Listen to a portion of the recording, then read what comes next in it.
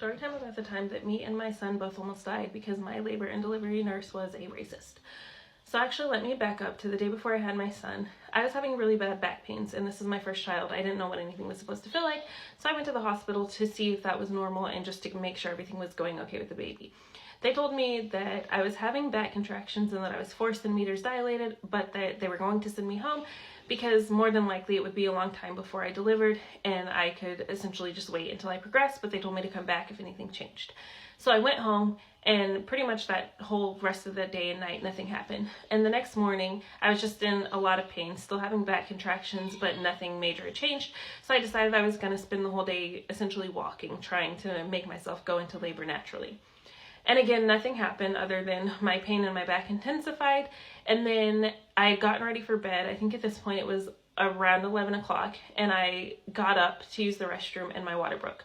So me and my husband got everything ready. We rushed to the hospital and went inside. And when we went in, I think there was the nurse that I was dealing with, and I know for sure there was one other. I think there may have been 2, but it wasn't very busy. I only saw like a couple of people there. And then I am certain that I was the only person there because the other nurse, the one that wasn't admitting me, she made a comment about how it was weirdly quiet and I was the only person there to deliver. And then a little bit after I came in, one other woman came in.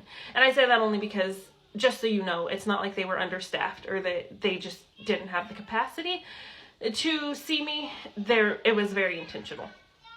Anyway, so the nurse that was admitting me asked me when my due date was. I told her that ironically it was that day, and she rolled her eyes at me and told me that she tells first-time moms all the time that it's very unlikely that you are delivering on your due date and that we should expect to go beyond that if this is our first child, and so that she thinks it's very unlikely that my water broke. I told her that I'm pretty sure I would know the difference, and reluctantly she agreed to test me. Then she told me that it was obviously in fact amniotic fluid, and then she admitted me. And when you're admitted to the hospital, they put monitors on your stomach to monitor the baby's heart rate as well as your contractions.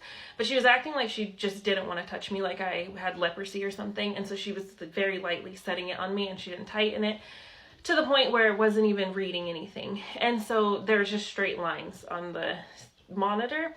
And I was concerned because I didn't realize that she had put it on wrong. I just thought that she couldn't get a heart on the baby.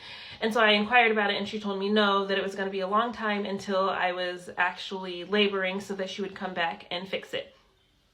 And then at this point, I think I had called my mom and my sister, and my mom and my sister came. They lived much closer to the hospital than I did, and they got there relatively quickly, and so we were all kind of hanging out in the room just waiting. I was still having back contractions, but nothing major was happening. I told them that she said it was going to be a while, so my mom and my sister went home, and me and my husband stayed. And I think at this point, it was maybe like 12:45-ish, and I had to get up and use the restroom again. And so I asked the nurse on the little speaker thing where you can communicate with them. I asked if it was okay if I used the restroom and if it would matter with the monitor. She told me it wasn't hooked up properly anyway, so that it didn't matter, that I could use the restroom. And when I went to the restroom, I noticed that I was bleeding pretty heavily. So again, over the speaker, I asked her if she could come check because there was a lot of blood and I was concerned. And she just said, "You're actively in labor. Of course there's going to be bleeding." So I didn't know what to expect. I didn't know if that was normal or not, so I just got back in bed and I waited. But I was in a lot of pain at this point, and I told her that that I was experiencing a lot of pain. I did say I didn't want an epidural and that I was going to try to have the baby naturally. And she asked me what my pain level was, and mind you, she has not been back in the room once at this point. This is all communicating over the little speaker thing. So she said, I told her that my pain level was at a 5. She told me if it was really at a 5, that I wouldn't be able to have a conversation with her, a full conversation with her, and that she was going to put my chart at a 2. Anyway, the rest of the night, essentially nothing happened except for me being in a lot of pain and then her just not coming into the room. She didn't come back in from the time that she put the monitors on to the time that I delivered. She did not come back in once. And at the point that somebody else came back in, it was 7:40 in the morning, and it was a new nurse, and she was coming to erase the other nurse's name and tell me that she was taking over. And at that point, that's when she noticed that the monitor was not on me correctly, and she put it on, or she attempted to put it on and tighten it, and so she pulled back my blanket that I had over me, and then that's when she realized that I was in a pool of blood, and she kind of panicked, and then she told me to get on all fours. and so she could check me. And then she called a bunch of nurses in and my doctor. And then at that point, I started getting really lightheaded and things were like just dizzy for me. Everything was fuzzy for me. And then she told me that my placenta had ruptured and that they couldn't get a heartbeat on the baby, and that I was going to have to go into have an emergency C-section. And they rushed me in the elevator to the OR room. And then that's the last thing I remember, because I believe I lost 4 pints of blood and I passed out from the blood loss.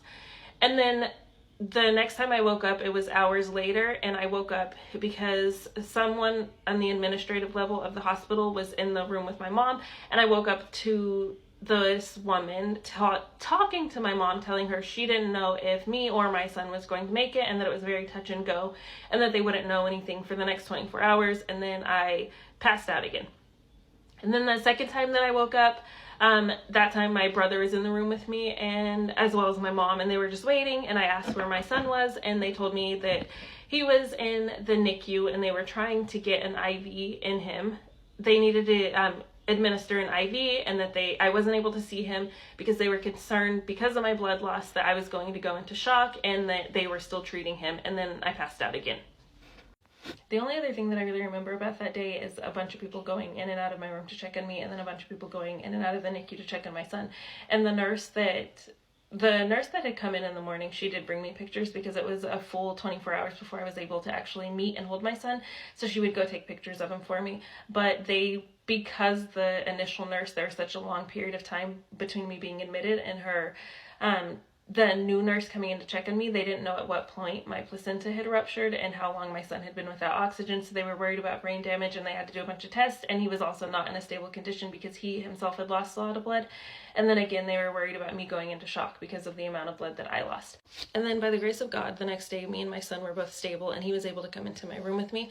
And it seems like every single person who worked at the hospital on the higher level, obviously that's an exaggeration, but a ton of people came into my room essentially apologizing that there was such a lapse in care, and they were saying that it wasn't characteristic, that wasn't their policy, and that basically that they would be addressing the issue.